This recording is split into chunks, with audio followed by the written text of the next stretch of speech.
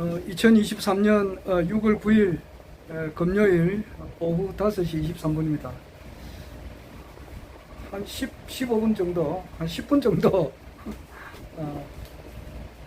시간이 있어서 간단하게 영상 기록을 남기려고 합니다. 허경영 대통령님 시대가 이제 좀 있으면 열리는데, 그 열리기 전에 일어난 일을 이 영상 기록을 좀 남겨놓습니다. 제가 지금은 조금 말로는 알릴 수는 없는 아주 좀 그런 사정이 있어가지고, 지금 현재 보통 평상시에는 제가 항상 삼선 공약을 늘 이렇게 암송을 하면서 이제 주문처럼 지내는데, 요즘은 좀 그러지 못합니다. 좀 딴 데 신경을 좀 쓰다 보니까.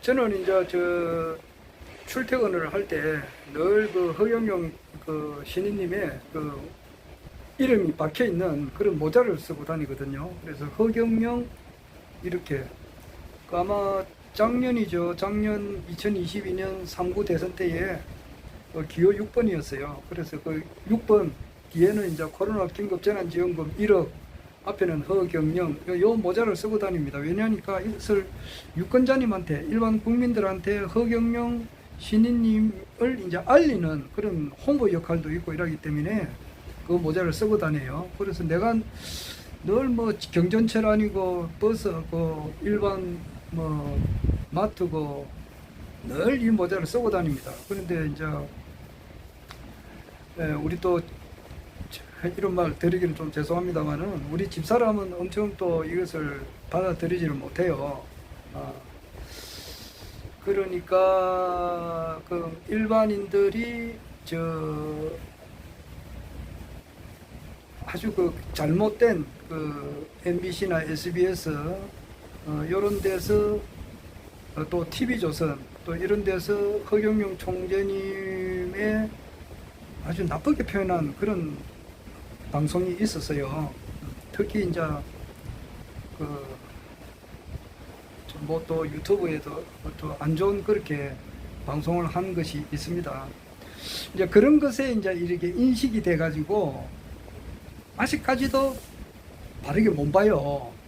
아마 그렇게 생각하는 사람들이 많이 인식이 좋아졌는데도 아직까지 좋아지지 않는 그런 사람들이 여전히 있다 이 말이에요. 그래서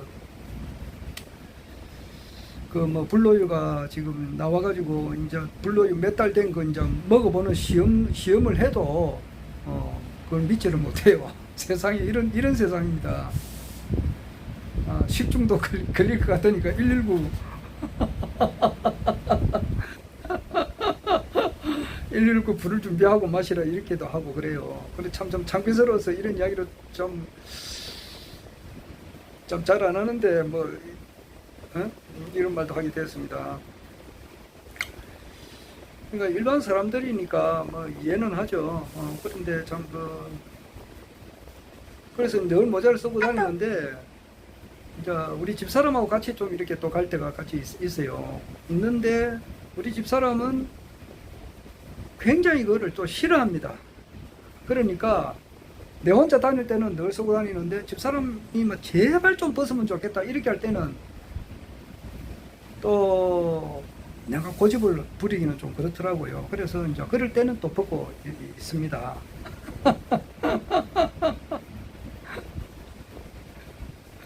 좀 같이 다닐 때 제발 그 모자 좀 안 쓰고 다니면 제발 좋겠다. 자기도 참다가 이제 이렇게 말을 한마디 하는 건데, 그럴 때는 또 벗고 다니고 그래요. 그러나 보통 때는 늘 허경영 모자를, 허경영 이름이 적혀 있는 그 모자를 쓰고 다니는데 나는 서로 느낍니다. 그래 이제 내가 어느 지역이라 이야기할 수는 없고, 어떤 지역을 내가 가는데 얼마 되지 않았어요. 며칠 전이에요. 어느 지역이다 그러면은 내가 이제 어떤 사람이 더 될 수 알 수 있으니까 내가 이제 어떤 곳을 갔습니다. 가니까 그건 대한민국 땅 아니에요. 딱 가는데 앞에 딱 걸어오시는 분이 허경영 이름을 딱 그 모자를 쓰고 와요. 그럼 내하고 똑같이. 그러니까 얼마나 반갑느냐고. 안 그래요? 아니 뭐 나는 해외 뭐 그렇게 나가보질 안 해봤습니다만은 해외 나가서 이제 전부 다 언어가 다 틀리지 않습니까? 다 틀리는데 예를 들어서 뭐 일본에 간다 하더라도 뭐 일본이나 외국에 갔을 때에 언어가 다 틀리는데 한국 사람 말이 들리면 얼마나 반갑느냐고요. 그런데 허경영 모자를 쓰고 딱 있는 분이 있어요. 그걸 딱 걸어오더라고. 그래서 엄청 반갑더라고. 그런데 내 같은 경우는 뭐 웬간한 사람은 또 잘 알잖아요. 우리 권한에는 허경영 총재님을, 허경영 신인님을 지지하는 이 판안에는 그렇게 좁습니다. 아직까지는 좁아요. 앞으로는 전 세계 모든 인류가 허경영 총재님을 시민으로 이제 인정하는 날이 이제 곧 되겠지만은 지금 현재까지는 이 판도가 이렇게 좁아요. 카톡 수를 보면 알 수가 있거든요. 그런데 이제 대충 보면은 또 내가 웬간한 사람은 또 다 알잖아요. 특히 뭐 그러니까 내가 탁 보니까 내가 모르는 사람이에요.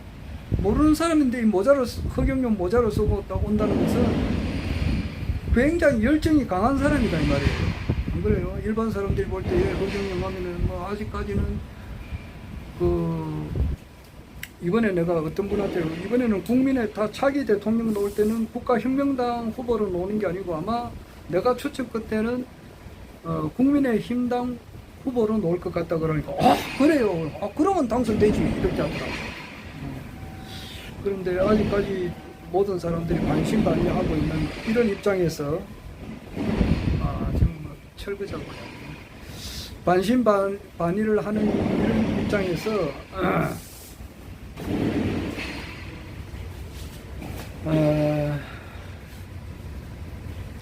그 사람을 만나니까 너무 반갑더라고요. 반가워가지고 이제 간단하게 인사를 하고 이랬습니다. 하고 이랬는데 누구라고는 이야기는 못하겠습니다. 그 사람에 대해서 인적사항을 쭉 뭐 이야기를 하면은 어떤 분이라는 것을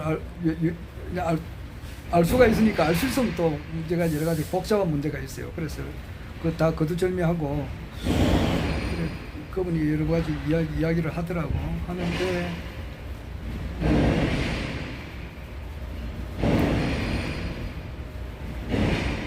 참 말하기도 그렇습니다.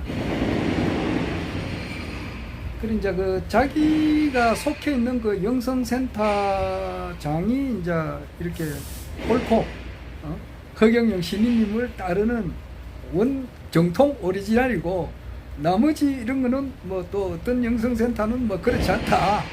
링 테스트 하여튼 뭐 그런 말 비슷하게 하더라고. 그래 영성센터를 낸다는 것은 하나 개장하는 것은 오픈하는 것은 단 일전도 허경영 총재님이나 하늘궁에서 지원해 주는 게 없어요. 일전도 지원해 주는 게 없어요. 본인이 순수한 마음에서 자기 자비로서 이렇게 한다고. 그렇게 오픈한다는 것은 얼마나 허경영 신인님에 대한 뜨거운 열정이 강하느냐고. 그런데 이것은 자기는 옳고 저거는 나쁘다 그런 말 저거는 좀 쉽게 말해서 옛날에 종교개혁이 일어날 때에 카톨릭하고 신교, 부교 간에 전쟁이 있었거든. 사람 많이 죽었어요. 그 생각이 나더라고. 똑같이 예수는 그리스도다. 인간은 죄인이다. 그래서 예수를 믿음으로써 구원을 받는다. 이런 것은 좋은데 거기서 신교, 구교 그걸 가지고 사람을 죽이고 살리고 이랬다고. 그렇게 하면 잘못된 거 아니에요. 우리 영성센터는 옳고 저 영성센터는 허경영 시민님을 따르는 단체가 아니다. 뭐 이런 식으로 이야기를 하더라고. 참네. 그래서 그렇게 말을 하면은 영성센터를 내시는 분은 정말 힘든 상황에서 내는 게 보통 돈 1,200만 원 드는 게 아니에요. 우리 내부소리하고 인테리어하고 전세금 내고 월세 내야 되고 이러한 것은 돈이 엄청 많이 들어가는 거단 말이에요. 여러 사람의 도움을 그렇게 주는 사람이 없어요. 그러니까 본인들의 그 순수한 그 거의 대부분의 돈을 만드는 사람들이 그냥 낸다고. 안 그러면 좀 주위에서 조금 이렇게 혈성 있는 어떤 당원님들이 같이 도와서 그러는 건데, 그러는데 그처럼 그렇게 하면 안 되지. 하여튼 이것도 하나의 이래 가지고 발전해 나가는 과정인데 그런 사람들이 있더라는 거예요. 그걸 영상기록으로 남겨놓고 길게 말해서 어떤 위치다 어떤 이렇게 하면은 그 누구라는 것을 알기 때문에 내가 말을 할 수는 없고, 하여튼 대한민국 땅 안에서 내가 뭐 한 며칠 얼마 전에 어떤 곳을 가니까 뭐 내가 여러 군데를 가니까 나도 전국을 이렇게 왔다 갔다 하니까 어떤 그런 분이 있더라고. 내가 그걸 영상 기록으로 남겨놔요.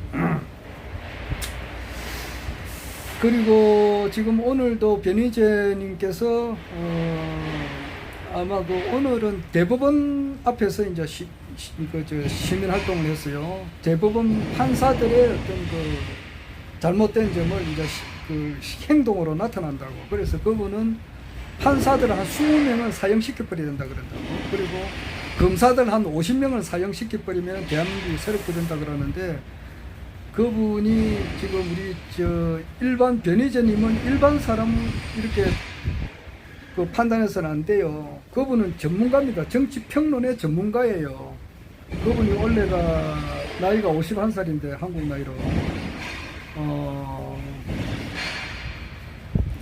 나이 51살이면 적은 나이가 아닙니다.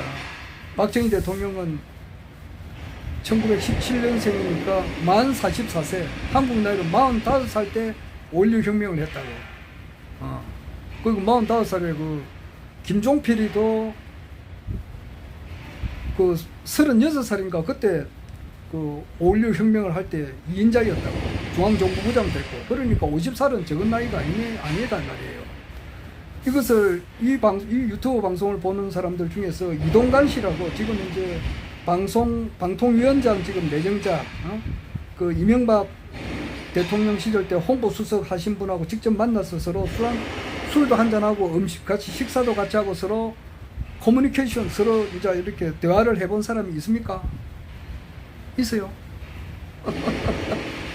그리고 김진태라고 그 강원도지사하고 전화하면 예 납니다 그러면 서로 알아보는 사람이 있습니까? 아니잖아요. 내 유튜브 보는 사람 중에서 김진태하고 서로 뭐 안면이 있고 서로 대화도 깊이 하고, 윤석열 그 당시 이제 검사가 아주 이거 참 희한하게 지금 조작하고 엮어내는 이 잘못된 점을 이렇게 비분 관계하면서 대화를 해본 적이 있느냐고. 없잖아. 그러니까 변희재님을 바로 알아야 돼요. 이분은 정치 평론의 전문가다 이 말이에요. 4.19 일어나고 바로 이승만 대통령 하야하고 바로 박정희 시대가 온 게 아니다 이 말이에요. 어마어마한 무시무시한 박정희 시대거든. 거기 이승만 정권 일이 끝나고. 그렇듯이 허경영 신인님의 시대가 열리기 전에 과도기적으로 잠깐 있는 정부가 윤석열 정부라고. 4.19와 5.16 그 사이야 지금. 그러니까 작년 그러니까 올 하반기 지금 바닷물 오염수를 이제 방사능 오염수를 말이지 이제 방출을 하게 되면은 대한민국 사람 먹을 게 아무것도 없다고. 소금이 있어야 간장 된장을 만들 거 아니에요. 한국 사람들 다 김밥 어디 가서 먹는데 김밥 그 바다에서 노는 거잖아. 김이 그 육지에서 노는 게 아니잖아. 그 바다에서 노는데 그 오염수를 먹을 수가 있느냐고. 간장 된장을 못 먹는데, 김치를 못 먹는데, 뭐 김치 만드는데 소금이 안 들어가면 되느냐고. 이게 보통 문제가 아니라고. 그런데다가 이제 경제는 진짜 죽기 일보 직전에 있는 사람들이 엄청 많다 이 말이야. 이 모든 것이 폭발적으로 일어나는 해가 이제 다가오는 거예요. 그 허경영 시대가 열린다 이 말이에요. 어떤 그래 그 허경영 모자 쓰고 다니는 내보다 나이가 많더라고. 근데 내가 딱 해보니까 나는 그렇거든. 대통령 언제쯤 될 것 같습니까? 그러니까 글쎄요 한 3년 안 걸리겠습니까? 그러더라고. 그 내년에다 이래가지고 안 되면은 쪽팔린단 말이야. 내년에 내년 2024년이잖아. 내년 총선 2024년 4월 10일 날 총선인데 총선보다 대선이 빠르다. 나는 늘 그렇게 주장하잖아. 그래가 안 되면은 내가 쪽팔린다고. 안 그래? 그래서 그 사람은 느긋하게 3년 일하는데 3년 한다 하더라도 윤석열 정부가 지금 4년 남았다고. 4년 달수로는 48개월 남았다고. 자기는 3년이라 그러더라고. 3년이라 생각하는 사람 많아요.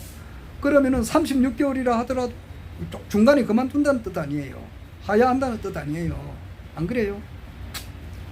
지금 올 가을에부터 이제 오염수 문제, 후쿠시마 오염수 문제, 요런 문제, 저런 문제를 하면서 다 드러난다고. 다 폭발적으로 일어나면서 엄청난 일이 생긴다 이 말이에요. 그게 거의 정확한 사실이에요. 지금. 믿을라 믿고 말라 말고 그냥 하는 소리가 아니다 이 말이야. 내가 그냥 하는 소리가 아니라고. 우리나라 정치인들의 숨소리 어떤 일거수일투족을 전부 다 연구해가지고 분석해가지고 말하시는 분들의 종합적인 의견을 총 토탈해서 말을 하는 거라고. 이런 이야기는 뭐 내 같은 사람은 이야기할 수 있다 이 말이에요. 뭐 그저 기대도 좋을 것 같다. 뭐 내 그런 이야기예요. 자, 정말 그런 일이 있었다. 허경영 모자를 쓰고 시민님 모자를 쓰고 오니까 반갑기는 한데, 예.